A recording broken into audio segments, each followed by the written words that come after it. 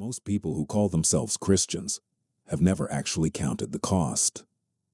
They pray. They go to church on Sunday. They post scriptures. They wear the cross around their neck. But ask them to sacrifice their comfort, and they disappear. Ask them to choose God over popularity, and they go quiet. Ask them to walk the narrow path, the one Jesus himself described. And most of them, most of us, choose the wide road. Because the wide road is easier, and nobody warned you that easy was the problem. Today, that changes. My name is not important. This message is. In the next 10 minutes, I'm going to show you exactly what it means to follow Jesus, not the version they sell you in the prosperity gospel, not the comfortable Sunday morning version, the real version, the costly version, the version that requires everything. Open your Bible, or open your memory to Matthew 7, verse 13. Jesus said, and I want you to hear this like it's the first time you've ever heard it. Enter through the narrow gate, for wide is the gate and broad is the road that leads to destruction, and many enter through it. But small is the gate and narrow the road that leads to life, and only a few find it. Only a few find it, not many, not most, a few.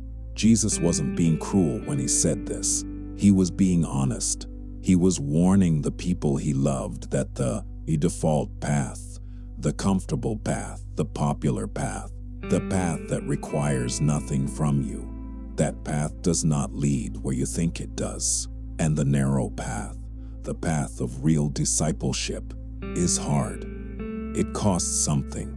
In Luke 14:27, he said it even more directly. Whoever does not carry their cross and follow me cannot be my disciple. Carry your cross, not borrow it for Sunday, not admire it from a distance.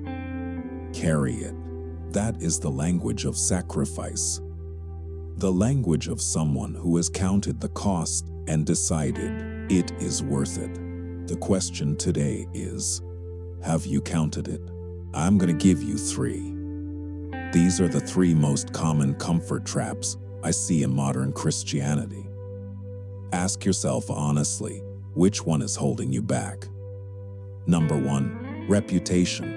When following Jesus starts costing you friendships, when people look at you differently, when you get called weird, extreme, too much, most people pull back. They choose approval over obedience. Proverbs 29:25 says, fear of man will prove to be a snare. A snare is a trap, and most Christians are caught in it. The narrow path doesn't care about your reputation. It only cares about your faithfulness. Number 2, comfort. We have built a version of Christianity that is designed to make you feel good. Soft sermons, easy answers, God is a vending machine. But Jesus never promised comfort. He promised presence. He promised peace that passes understanding. Not the absence of struggle, but the ability to stand in the middle of it. Romans 5:3 says, we also glory in our sufferings, because we know that suffering produces perseverance, perseverance character, and character hope. Suffering produces something. Comfort produces nothing. If you have been running from the hard seasons, you have been running from your growth. Number 3, control. This is the deepest one. Most people want Jesus as an addition to their life, not the Lord of their life. They want to keep their plans, their timelines, their decisions, and just add prayer on top. But Luke 9:23 says, whoever wants to be my disciple must deny themselves and take up their cross daily and follow me. Daily. This is not a one-time decision. This is a daily act of surrender. Every single morning you pick up that cross again. You deny yourself again. You say, not my will, but yours. That is what he asked for, not your Sunday mornings, your entire life. I want to leave you with this. God didn't call the comfortable, he called the faithful. He called people who were willing to be misunderstood, people who were willing to lose things, people who looked at the narrow gate and said, I don't care how hard the road is, I'm going through. That is the call, not a call to a perfect life, not a call to an easy road, a call to an unbreakable trust in the one who already walked it first. If this message spoke to you today, share it with one person who needs to hear it.